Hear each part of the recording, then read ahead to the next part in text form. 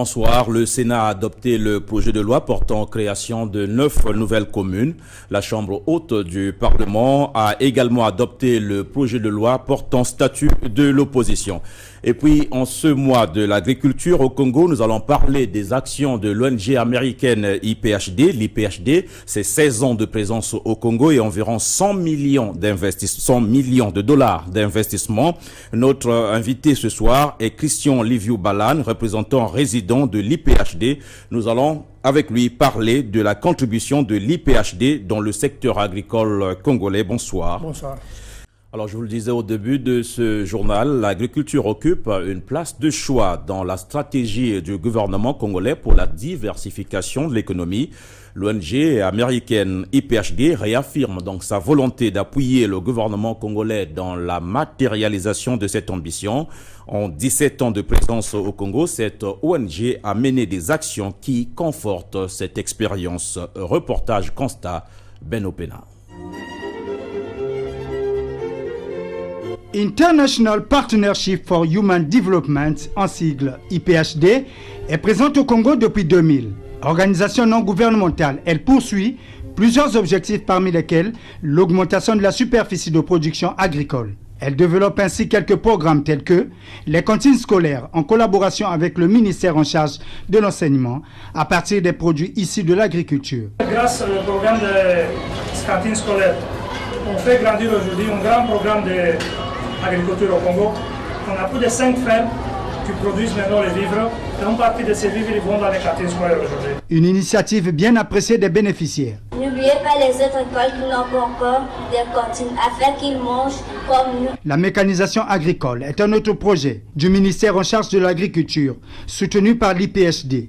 Il vise, entre autres, à réduire la pénibilité du travail agricole et surtout à promouvoir la modernisation de l'agriculture afin d'augmenter les productions. La cible ici, c'est la jeunesse qui bénéficie de la formation de machinistes. Ce projet a valu une avalanche de remerciements à l'endroit du président de la République, de l'IPHD et du gouvernement. Je félicite aussi le président de la République parce que c'est grâce à la paix, s'il y a la paix dans un village, dans un pays, je pense que tout peut marcher. Le travail de l'IPHD ici en Congo, ça m'intéresse parce que depuis ma naissance, moi je n'ai jamais été sur la machine conduite. Donc en ce moment-ci, moi je suis très content pour l'IPHD et le ministère. Ce projet a fait le lit au développement des projets manioc, cet aliment de base prisé des Congolais. Le projet manioc se porte parfaitement bien. Nous avons présentement à la Mouindi, nous avons 115 hectares. La main de l'IPHD est aussi visible dans quelques centres d'exploitation des machines agricoles SEMA en sigle, mis en place par le ministère de l'Agriculture, dont elle assure la formation des acteurs. l'IPHD est là pour nous aider à gérer les fonds qui sont alloués aux... Fondée en 1983, l'IPHD intervient dans le cadre du développement socio-économique et le secteur agricole est l'un de ses terrains de prédilection. Son siège est basé à Washington, aux États-Unis.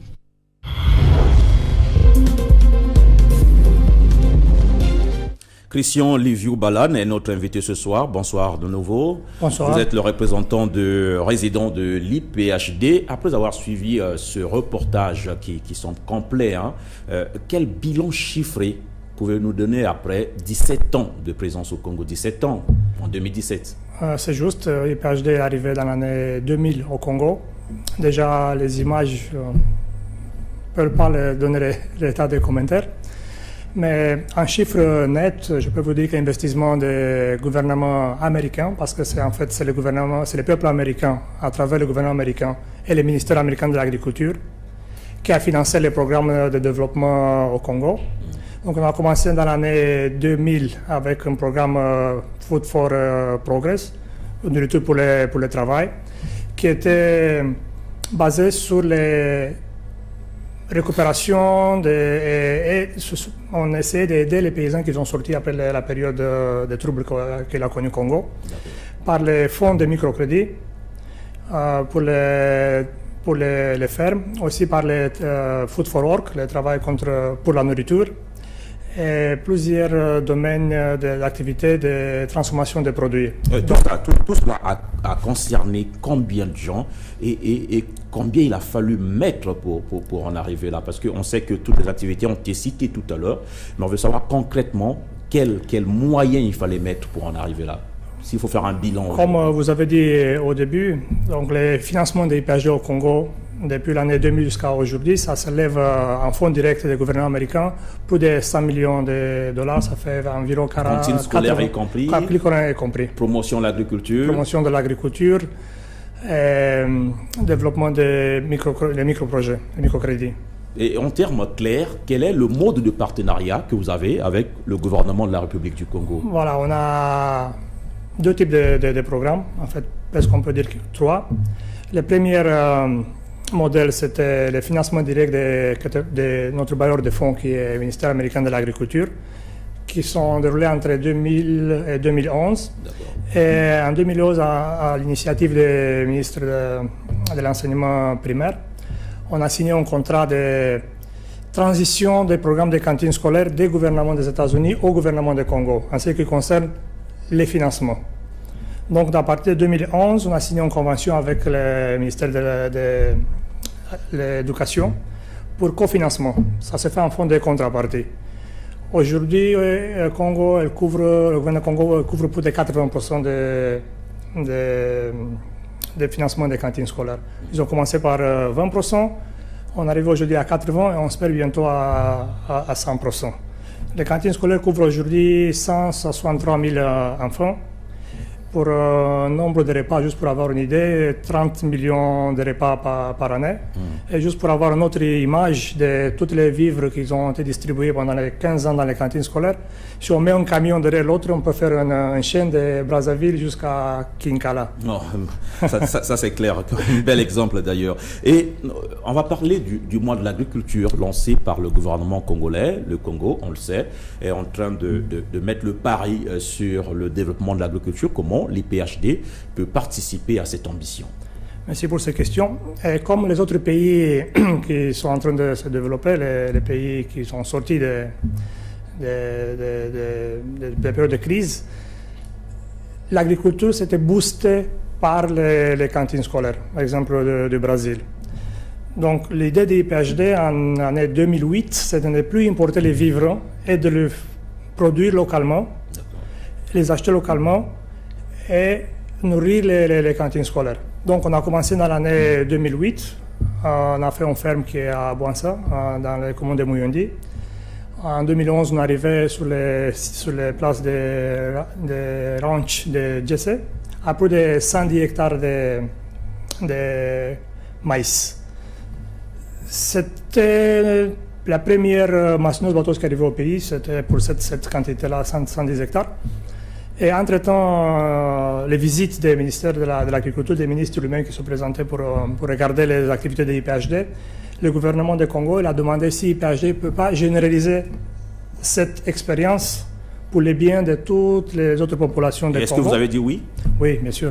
C'était notre mission. Aujourd'hui, on est à 7 fermes. On va parler du projet Manioc très rapidement pour terminer et vous poser également la question de savoir comment se présente la suite de votre activité au Congo. Le programme Manioc couvre aujourd'hui 500 hectares. On a pu mettre en place 500 hectares de butures de manioc. Donc, on a la possibilité de distribuer les manioc sains pour encore plus de 5000 hectares. D'accord. Donc on a aussi un programme de mécanisation qui est connu beaucoup plus sous le nom de SEMA, qui consiste en prestation de labour mécanisé aux paysans subventionnés. Donc il y a une partie qui est payée par les paysans et une partie qui est supportée par l'État. Aujourd'hui, on a dépassé plus de 10 300 hectares. Et dans le même programme, il y a aussi un programme de formation des tractoristes et des mécaniciens qui travaillent dans ce domaine-là. Donc aujourd'hui, c'est toujours le ministère de l'Agriculture congolais. Il a confié la gérance des programmes de mécanisation à IPHD.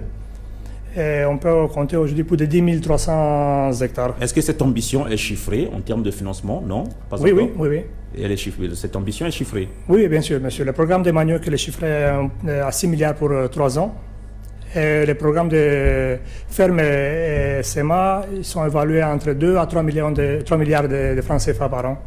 Christian Liviu Balan, merci. Merci. Je rappelle que vous êtes le représentant résident de l'IPHD et l'IPHD est à ses 16 ans en République du Congo. Merci.